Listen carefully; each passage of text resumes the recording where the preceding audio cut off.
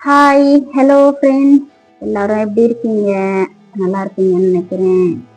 Okay friends, நம்மளோட சேனலில் இன்னைக்கு என்ன பார்க்க போகிறோம் அப்படின்னா கோழியை பற்றி தான். ஆல்ரெடி நம்மளோட சேனல் ஃபாலோ பண்ணுறவங்களுக்கு நம்மளோட சப்ஸ்கிரைபருக்கு தெரியும் நம்ம எந்த வீடியோ போட்டுட்ருக்கோம் அப்படின்ட்டு.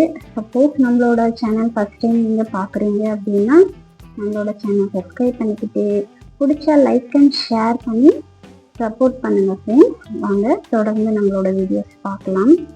என்ன இன்னைக்கு கோழியை பற்றி சொல்ல போகிறேன் அப்படின்னு நினைப்பீங்க.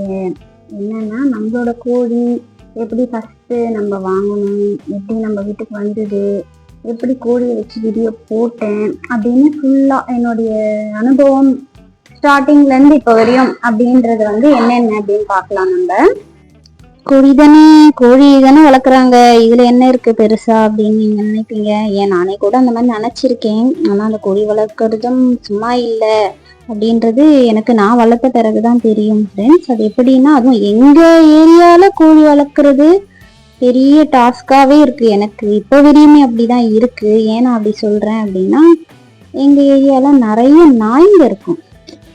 ஸோ நாய்ங்கன்னா எப்படி 10, 15, 20 அந்த மாதிரி கூட்டமாகவே தான் இருக்கும். நாய்ங்க இருக்கிறதால என்ன பிரச்சனைன்னு பார்த்தீங்கன்னா, கோழி மேயுது அப்படின்னா நாய்ங்க கோழிங்களை மேயவே விடாது. துரத்தி துரத்தி துரத்தி பிடிக்க ஆரம்பிக்கும். ஸோ அதனாலேயே இப்போ கோழி குஞ்சு பொரிச்ச புதுசுலலாம் பார்த்தீங்க அப்படின்னா வெளியே விட்டேன் அப்படின்னா தனியாக விட முடியாது.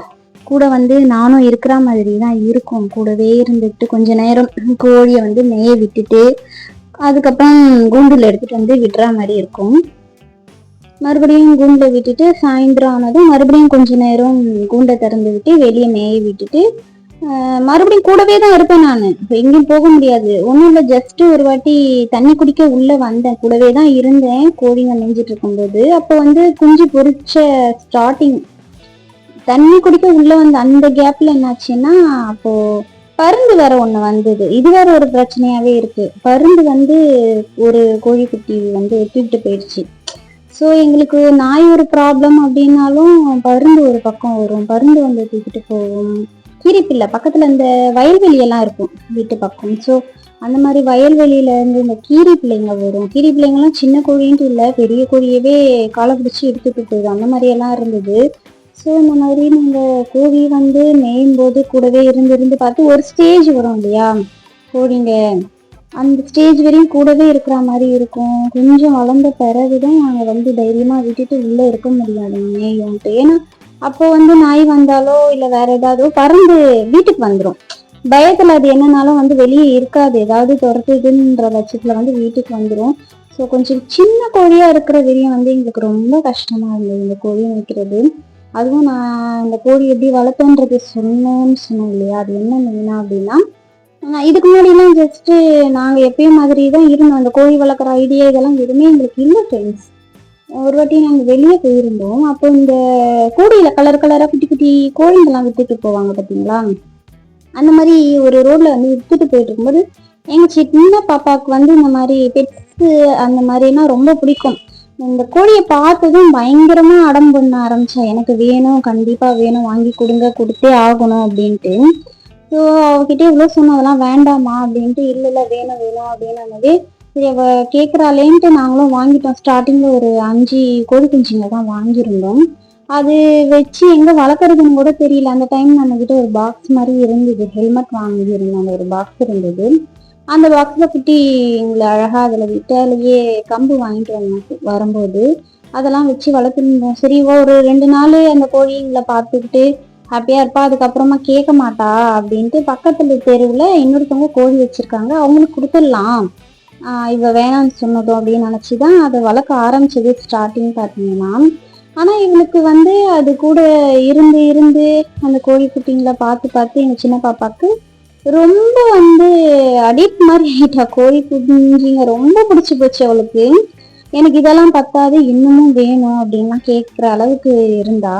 இன்னொரு விஷயம் என்னன்னா, அது சரி 1 வாரம் 2 வாரம் அந்த மாதிரி எங்களுக்கு ஒரு 2 மாசம் அந்த மாதிரி ஆயிடுச்சு. ஆனா 2 மாசத்துல கோழிங்க வளர்ந்துருக்குமேன்னு நீங்க கேட்கலாம். குட்டிங்களை உள்ளேயே நம்ம பாக்ஸ்லயே வச்சு இருந்தோம், வெளியே அந்த அளவுக்கு மேயவில்லைன்றதால சீக்கிரமா வளரல. மேய விட்டோம், வெளியே நல்லா அலைய விட்டோம் கோழிங்களன்னா கொஞ்சம் சீக்கிரம் வளர்ந்துரும்னு சொல்லுவாங்க.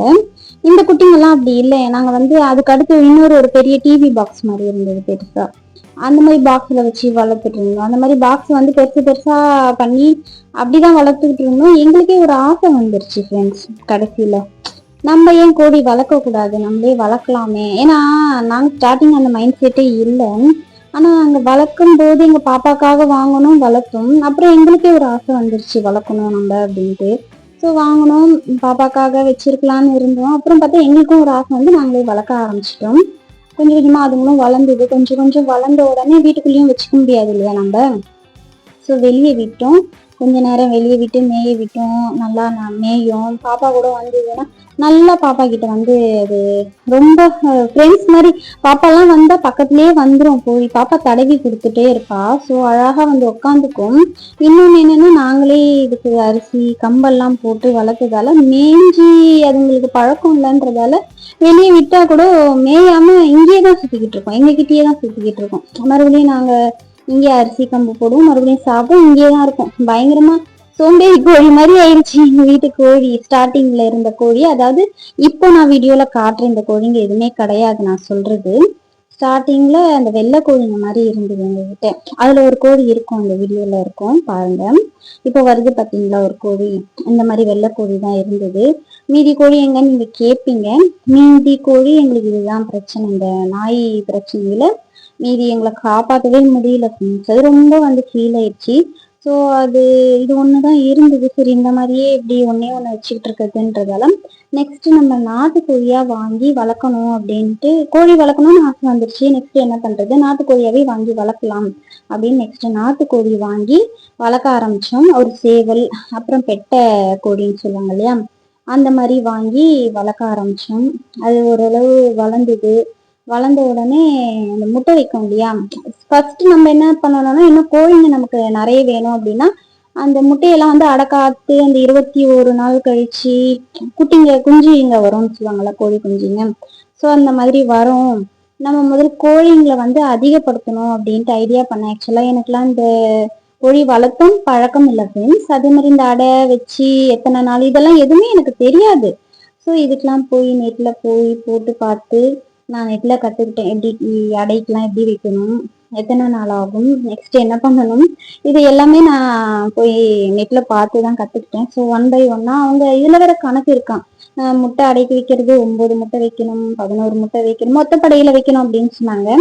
என்னன்னா இந்த ஏதாவது பாண்டம் அந்த மாதிரி எடுத்து அதுல நிறைய மண் பரப்பி வைக்கோல்லாம் போட்டு, அதுலயும் பாருங்க அந்த வைக்கோல்ல வந்து ஒரு கறித்துண்டு, இரும்பு, அதுக்கப்புறம் இந்த காஞ்ச மிளகா சொல்றோம் இல்லையா, அந்த மாதிரி காஞ்ச மிளகாலாம் உள்ள வச்சு அதுக்கப்புறமா வைக்கோலை நல்லா போட்டு அது மேல வந்து முட்டையை வைக்கணுமா. முட்டையை வச்சு அதுக்கு மேல வந்து கோழியை வந்து உட்கார வைக்கணும். அது வந்து 21 நாள் அடக்காக்கணும். ஒரு நாள் விட்டு ஒரு நாள் வந்து அந்த கோழியை வந்து வெளியே மேய விடணும் அப்படின்னு சொன்னாங்க. ஸோ அந்த மாதிரி ப்ராசஸ்லாம் நிறைய இருந்தது. அந்த மாதிரி அடக்காத்து வச்சு நம்ம முட்டையை அது மேல கோழி உட்கார வச்சு ஒரு நாள் விட்டு ஒரு நாள் வெளியே விட்டு அந்த மாதிரிலாம் ப்ராக்டிஸ்லாம் பண்ணி அதுக்கப்புறமா நம்ம சக்ஸஸ்ஃபுல்லா சூப்பரா நான் ஃபர்ஸ்ட் டைம் வச்சது 9 முட்டை வச்சேன், 8 குஞ்சுங்க பொரிச்சிச்சு. அந்த 8 குஞ்சுல தான் இருக்கு. நான் இதை பத்தி டீட்டெயில்ஸ் தான் கூட இன்னும் அது இன்னும் கொஞ்சம் பெரிய கதையாகவே இருக்கும். அதெல்லாம் சொல்லணும்னா நமக்கு டைம் பத்தாது. ஸோ நான் கண்டிப்பா நெக்ஸ்ட் வீடியோல இதை பத்தி நான் சொல்றேன். இன்னமும் இருக்கு, நெக்ஸ்ட் பார்ட்டா நான் அதை சொல்றேன். தேங்க்யூ ஃப்ரெண்ட்ஸ், பாய்.